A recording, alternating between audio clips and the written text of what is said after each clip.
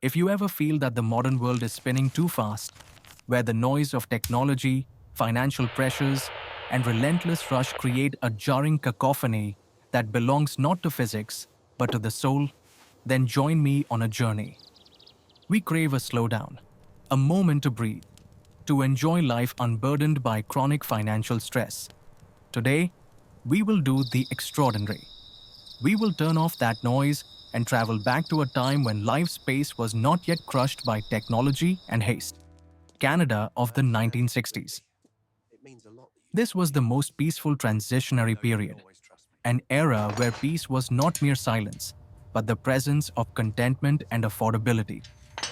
The atmosphere was defined by the faint smell of coal and wood burning on cold winter nights, the scent of freshly cut grass and lilacs in the summer. It was air unpolluted by electronic light, allowing the night sky to remain deep and star-filled.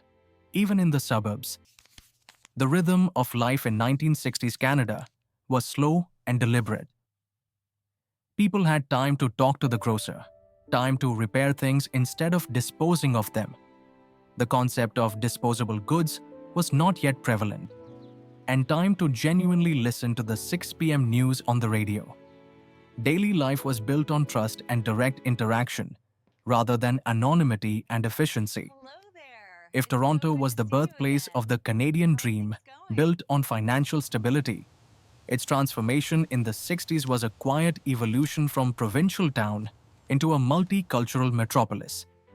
Early in the decade, it was still nicknamed Toronto the Good, an Anglican, conservative, quiet, and somewhat dull city. The closure of stores on Sundays, a relic of Puritan laws, and the predictable nature of daily routines contributed to this initial, rigid stillness. This rigidity, while stifling to some, provided a reliable, safe framework for life. However, this initial stillness gave way to change with the influx of post-war immigrants, particularly from Italy, Greece, and Portugal, who brought a vibrant cafe and bakery culture. The calm was now replaced by a genuine, vital noise of life, emanating from neighborhoods like Little Italy and Greek Town, where laughter, foreign languages, and the smell of garlic and oregano filled the air. A noise of existence, not of stress.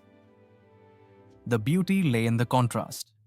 The formal, orderly downtown gradually integrated the passionate, social energy of the new Canadians, creating a truly unique blend of stability and vitality. The core factor making Toronto livable was the extraordinary purchasing power of the Canadian dollar.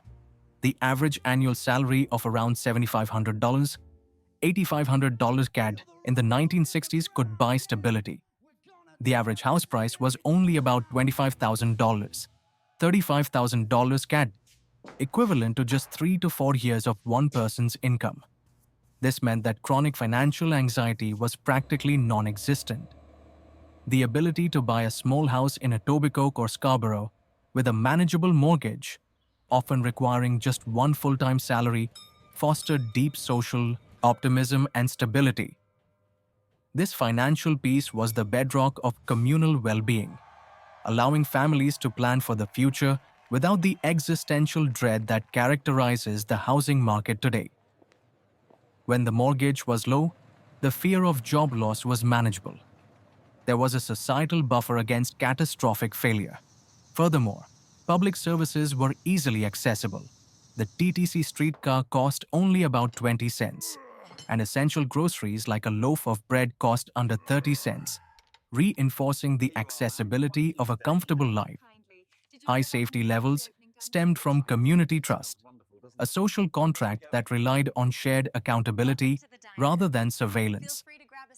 Neighbors looked out for each other, and children played unsupervised on quiet, shaded residential streets.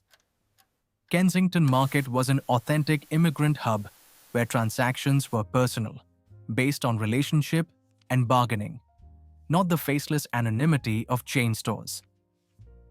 The store owners knew the customers by name, and extending credit until payday was common, a profound sign of trust. This economic calm also fueled culture. Cheap rents on Queen Street West allowed artists to live and create without immediate commercial pressure. Yonge Street was the cultural artery where independent record shops, like the iconic Sam the Record Man, famous for its spinning neon discs, and small rock clubs thrived, providing a cultural noise that was artistic and genuine. Even traffic was leisurely. The rush hour jams of today were unimaginable, and the familiar communal chime of the TTC streetcar was the characteristic urban sound, replacing the aggressive modern car horn.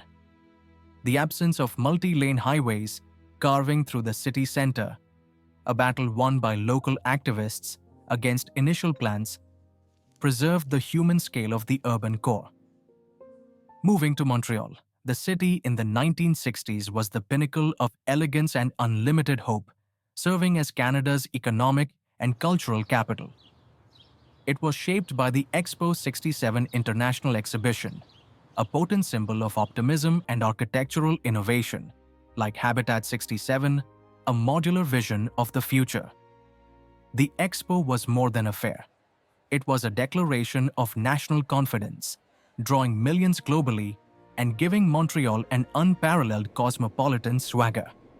The peace in Montreal came from the intellectual freedom of the Quiet Revolution, Revolution Tranquille, a period of rapid social change where society escaped the rigid constraints of the church, giving rise to fierce intellectual debate and cultural fervor. This liberation created an atmosphere of possibility and profound engagement.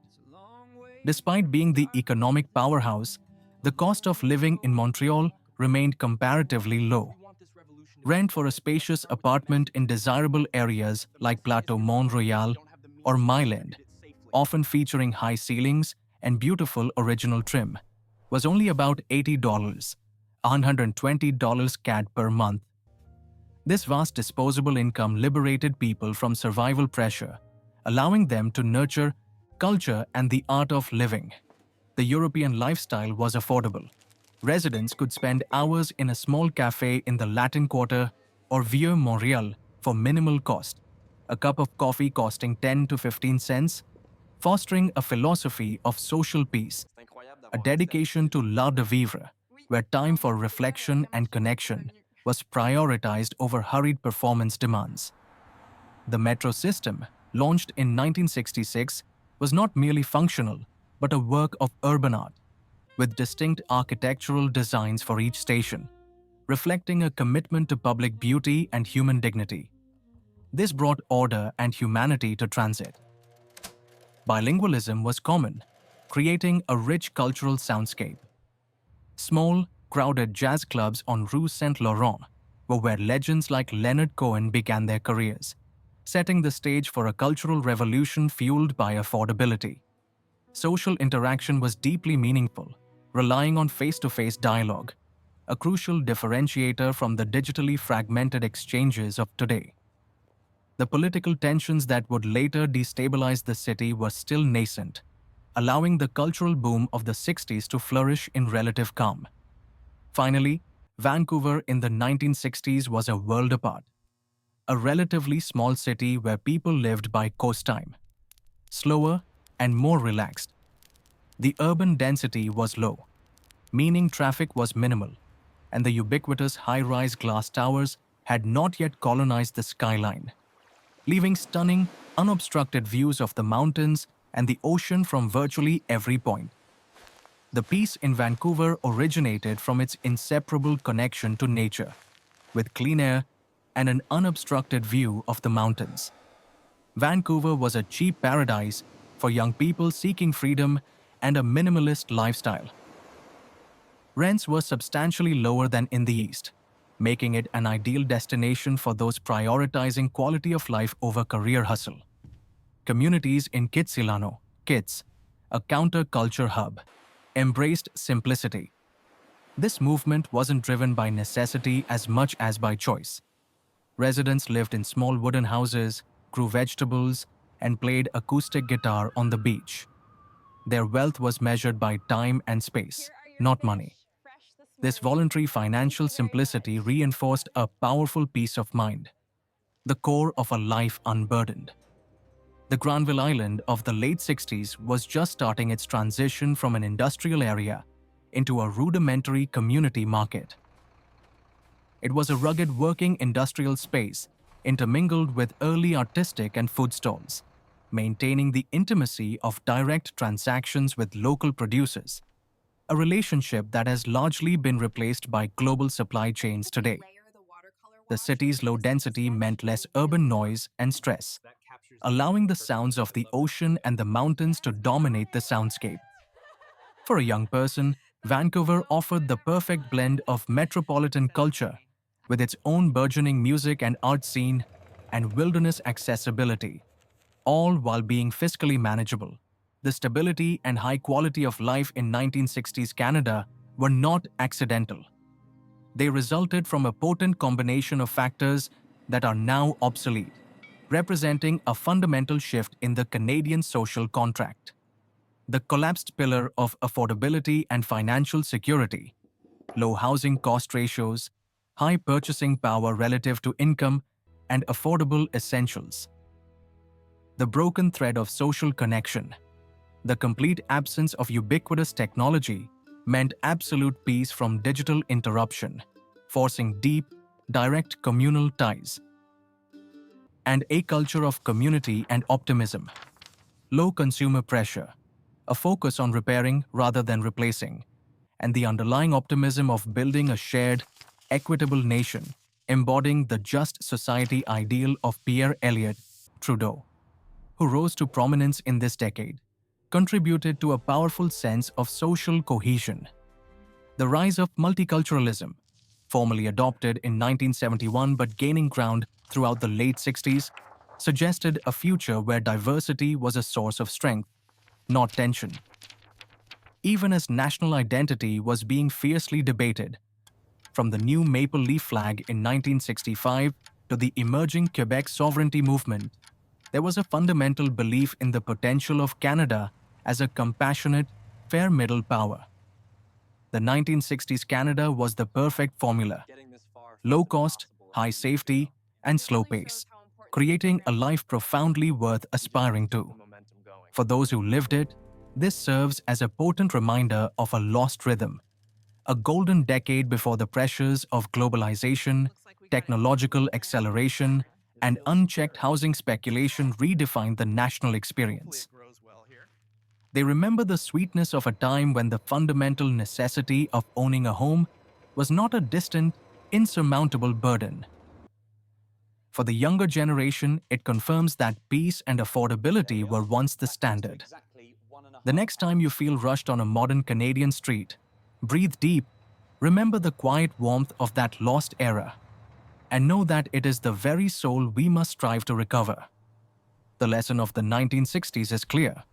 True urban prosperity is not measured by GDP growth or the height of its skyscrapers, but by the financial ease and spiritual peace afforded to its average citizen.